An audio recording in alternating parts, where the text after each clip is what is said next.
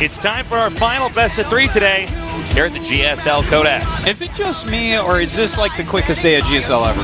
It feels so quick. Is this just because the games are so fun? No, it's actually been a fairly short. No, actually, no, it's 9:30 right now. Okay, so I guess it's like semi-normal. Yeah, I mean, I think the games have been pretty engaging though today. Yeah, yeah. You know what I mean? They've really kept us kind of on the edge of our seats. Right, a lot of crazy stuff going on. A lot of back and forthness. But I mean, if this series is a normal length, it'll be a normal length day. Yeah. Well, and I mean, it's a PVZ. It definitely could be. Yeah. So. This is going to be kind of cool because DRG hasn't shown anything super new here, right? He's playing pretty old school Zerg style. We haven't really seen too many new units, not too many super fresh strategies. Like, yeah, he's upgrading Hydra speed, but this isn't like a huge leap from Wings of Liberty. Right. Well, I want to know what Flying's going to do because he's got such a weird way of playing. Like, what's he going to do in this matchup? I have no idea. You know? I'm really excited to see, though. He is very fun to watch. And he wants us, man. He already took out MC, so he can take out another champion. Yeah. Imagine that. I bet most people guessed MC and DRG getting out. It could be Flying and Yoda. Yeah. How about that, man? Well, first map going to be Daybreak. And this is the map that DRG chose before, so he has to be super stoked to start here. Yeah. Because that means he gets his second favorite map as well. All right, let's get it going. We're going to go into our final best of 3. The winner moves on to the round of 16. The loser is out of the GSL Code S.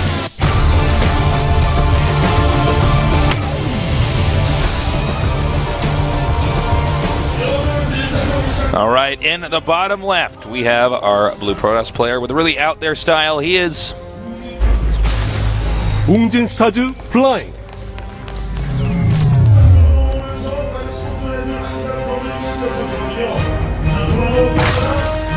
And in the upper right, we have our Zerg player defeating MC. Can he beat Flying? He is MVP 동래구.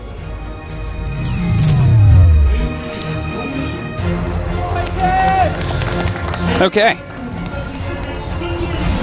Makes this piling out there, which means it's going to be a regular expansion, not a gateway expansion. Yeah. Forge fast expand. DRG, I don't expect to do anything cheesy early on. Yeah. I'd say no attacks from DRG before 40 drones. Probably not until later than that. But basically, we can sit back and wait a minute. We've already guessed a few times as what's going on, to what these guys might attempt. You know, I think that DRG probably still going to stay in his comfort zone. As far as Flying goes, I don't even want to guess. Right. Because it's so hard to say. I would not be surprised if we did see like a +1 3 Phoenix attack, like the one where you go Stargate, but you're also getting your 4 gates and +1 very quickly, and then you move out with like 2 Phoenixes, start killing Overlords, try to supply cap them so you can hit with +1 Zealots. That feels like a build he would use. And in fact, I may be cheating. Like maybe I saw him do that. There's too many games. I can't keep it all straight. You can't keep it all secret either. One day we will make a. You know, you were talking about a computer player that can't be beaten. What they need is a computer caster. That's what they need. They need a computer to one cast that just calls up every game instantly. Yeah. Well, I guess that's kind of. Caldor kind of does that with his like iPad during the game, but. No, man. That's what we need. The robots. The Caldorinator. Yeah, the Caldorator. Part iPad, part muscle. Yeah, man.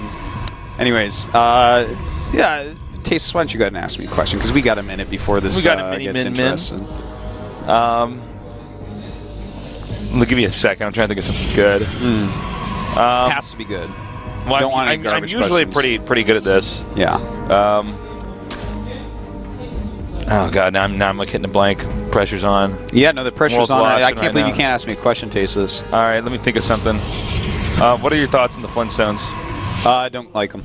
Okay, go on. Why not? Because you know what? I don't like the Flintstones Never either. cared for it. Look at the cereal was probably the best thing that came from that. The Fruity Pebbles. I think my mom would let me eat. I think you're very right about that. I think it's ridiculous that you know. And, I'm going to go a step further. Like, I didn't like the Jetsons either. Fred and his family, they have these regular cartoon eyes, and then Barney just has these 2 black dots like he's a teddy bear. Yeah. I think that's derogatory. I think that's stupid because he's already the dumb sidekick to Fred, who's It's a a bit too caveman, much. by the way. So that's Yeah. no, they pushed it a little bit too far. I just too much? I would have still gotten it if he didn't have those little black, lifeless trout eyes. You know, Trout eyes. No, I don't care for the Flintstones. All right. The Jetsons had a good theme song though. Yeah. Wait. Here's George Jetson. Jane, His wife. Good theme song. We see with the Jetsons in my memory, like all of the episodes are just congealed into one ambiguous memory. Like, Yeah. You know what I mean? Absolutely. It's not like the Ninja Turtles where I'm like, okay, this is the level where they fight Ratman. Yeah. And no, I'm not talking about Splinter because somebody's going to try to call me. I'm talking about Ratman, the man who lives in the sewers and has the rats. The Now, rat army. I want to know something. Yeah. If we flew around the world Yeah. with a bathtub full of water and threw every Roomba in it to destroy it, would Rosie never exist? Oh my God. That's a good question. Yeah, we could, because I don't know which Roombas are the direct lineage ancestors of Rosie, from the Jetsons. But you know that's a good point. Yeah. All right, a Stargate. That's like some Game of Thrones stuff. Like they're going around killing all the Roombas. Yeah. Okay, so Have you been watching Game of Thrones? Yes, of course. What? Oh God, it's so. You know, Mad Men good. is back.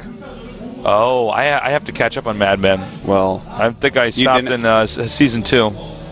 we can't be friends anymore. Oh, I'm sorry. All right. So, now we do have a Stargate on the way, as well as 3 gates and +1 and a warp gate. We could be seeing what I was talking about before, as he is already proxying a pylon.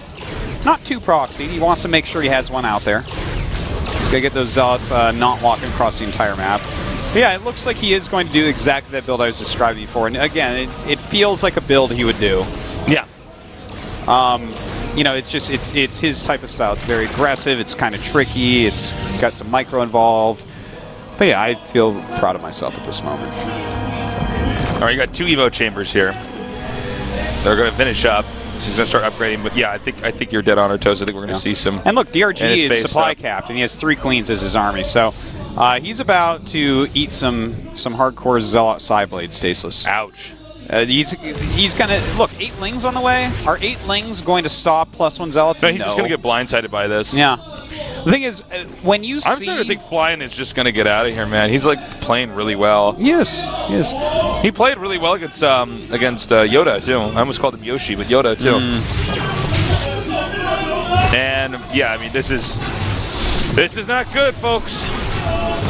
He's take out that Spore Crawler too and just take everything out from there. Oh, nice. Yeah, nice lift. And this is a huge amount of damage that's being dealt. And in fact, DRG has decided to give this up, and he's even going Infestation Pit right now. He's probably just going to do a counter all-any type thing. Like maybe he'll go for Swarm Host. Maybe he'll go Infestors. I'm not really sure what his exact plans are here, but definitely attacking into these Zealots with a Zergling-based army is not it. Yeah, not worth it.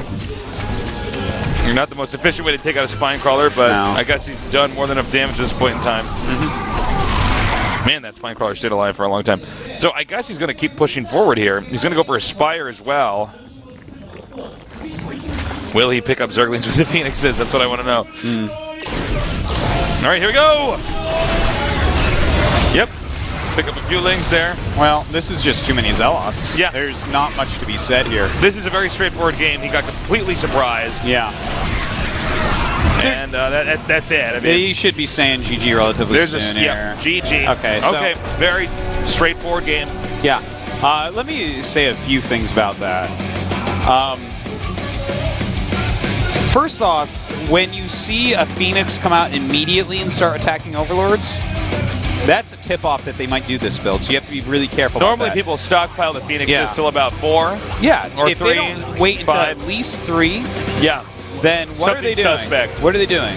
You know, DRG looks a little stressed, man. Well, I mean, the thing is, the other thing is, I do question sometimes, because I already know how Kespa teams rather, prepare for matches for their players. I think it's actually better than... Well, I know for a fact it's better than the SF teams, but I wonder, you know, the thing is, I look at, you know, I've watched Flying's games, and I know the type of player Flying is, and I thought that might be a build in his repertoire that I wouldn't be surprised to see in this set. And I just wonder, because between that plus the Phoenixes coming out immediately, I wonder, you know, it's just, obviously they didn't prepare enough for flying. It seems like DRG hasn't really seen that specific build. I mean, I know he's at least hit that build, but you know what I'm talking about. I mean, he was not prepared at all. There was not even like a ling moving out around the map being like, wait a minute, you know. Yeah, I think the overall the SF teams need to learn a bit from the KESP teams on how to prepare. That well, the SF teams ladder too much, and you need to have like, all right, you're the best Zerg.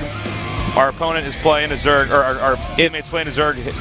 You're going to play him for, like, you know, 100 games. I think it's 3 days. Or you know, let's say your best player is playing in a very important match such as this.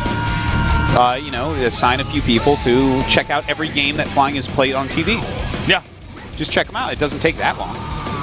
One day between, you know, a few people. But anyways, DRG getting taken out so convincingly there, and he chooses Star Station, and this is actually a fantastic choice because the third base here is really hard to hold against Zerg.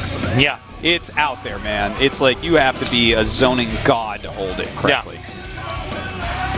All right, it looks like it's loading up now, so we're going to get this going here.